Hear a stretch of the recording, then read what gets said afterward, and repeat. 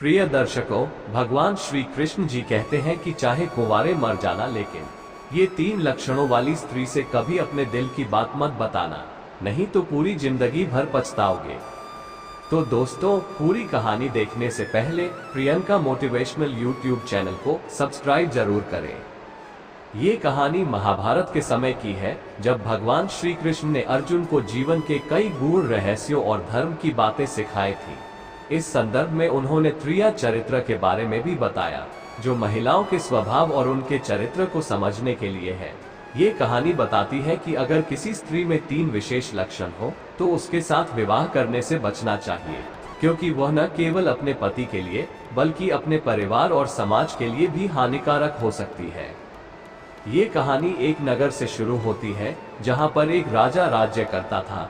राजा का एक प्रिय मंत्री था, जो अत्यधिक विद्वान और चतुर था। उसकी पत्नी अत्यंत सुंदर, बुद्धिमान और कुशल थी, लेकिन उसके स्वभाव में एक दोष था, और वह दोष था उसकी चालाकी। उस स्त्री की चालाकी इतनी तीव्र थी कि वह अपने पति को भी धोखा देने में माहिर थी। उसने कई बार अपनी चालाकी से अपने पति को अपमानित किया, लेकिन वह इतना विद्वान और पत्नी पर विश्वास करने वाला था कि उसे कभी उसकी चालाकी का आभास नहीं हुआ। उस महिला का दूसरा लक्षण था कि वह लगातार झूठ बोलती थी।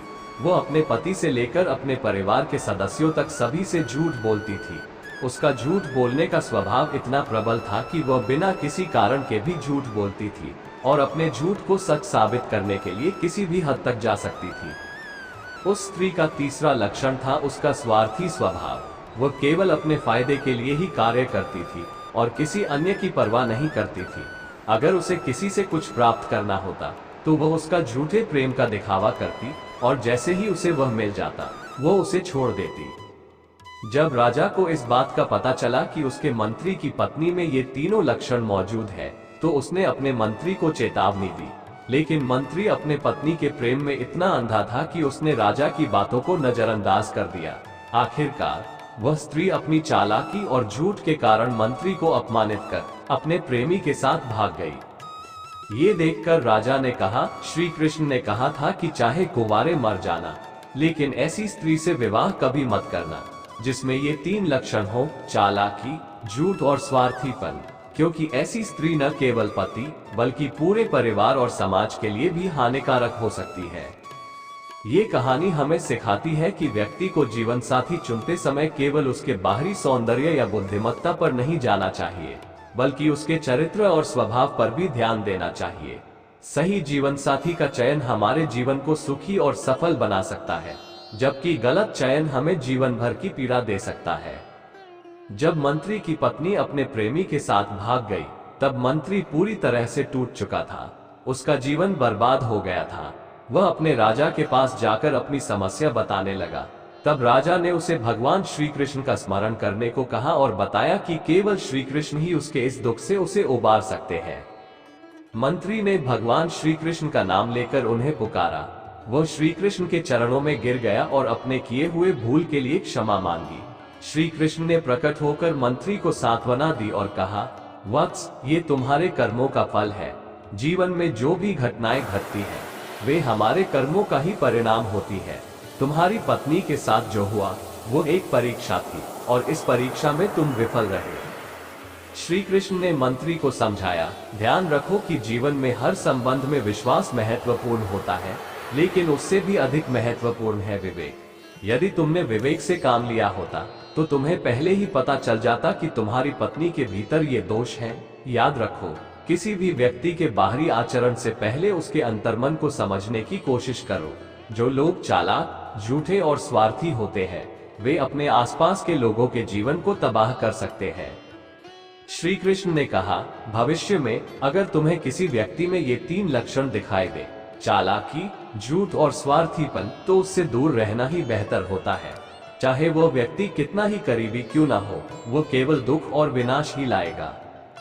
श्री कृष्ण के उपदेश सुनकर मंत्री ने अपने जीवन का पुनर्मूल्यांकन किया और श्री कृष्ण के नाम का स्मरण करते हुए अपने पापों का प्रायश्चित किया। उसने अपनी सारी संपत्ति दान कर दी और साधु जीवन जीने का संकल्प लिया। वह हर दिन श्री कृष्ण का भजन करता और उनकी भक्ति में लीन रहने लगा। श्री कृष्ण ने अंत में उसे आशीर्वाद दिया और कहा, जो भी भक्त मेरा सच्चे हृदय से स्मरण करता है, उसके जीवन में चाहे कितनी भी कठिनाई आए, मैं उसे उससे बाहर निकालता हूँ। परंतु ध्यान रखना कि भविष्य में तुम्हारे निर्णय विवेकपूर्ण और धैर्यपूर्वक हों। इस प्रकार मंत्री ने भगवान श्री कृष्ण की कृपा से अपने जीवन में फिर से शांति पाई और अपने अतीत से सीख लेकर जीवन को एक नई दिशा में मोड़ा।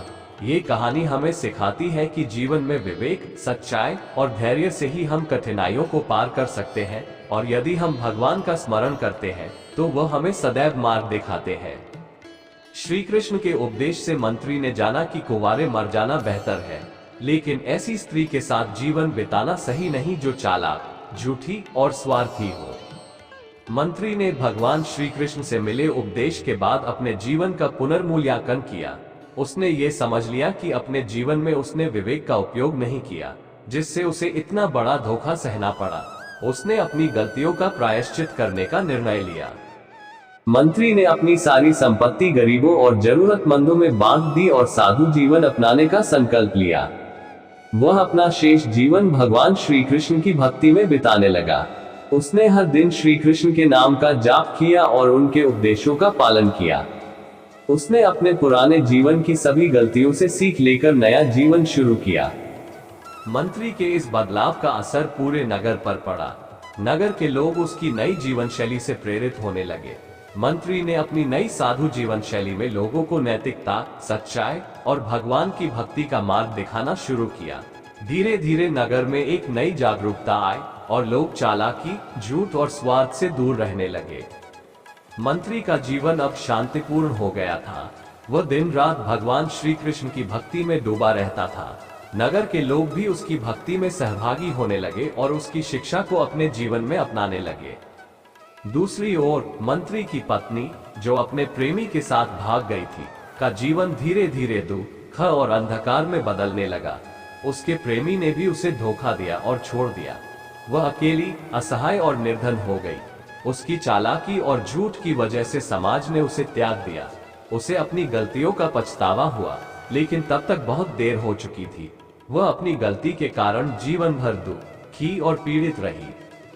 मंत्री ने अपने जीवन के अंतिम समय तक श्री कृष्ण की भक्ति की और सत्य और धर्म के मार्ग पर चला। उसकी भक्ति और प्रायश्चित के कारण भगवान श्री कृष्ण ने उसे आशीर्वाद दिया।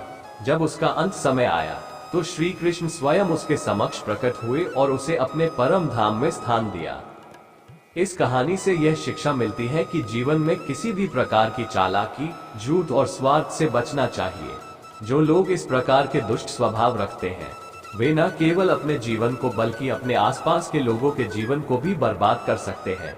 भगवान श्री कृष्ण का स्मरण और उनकी भक्ति जीवन के सभी कष्टों से मुक्ति दिला सकती है।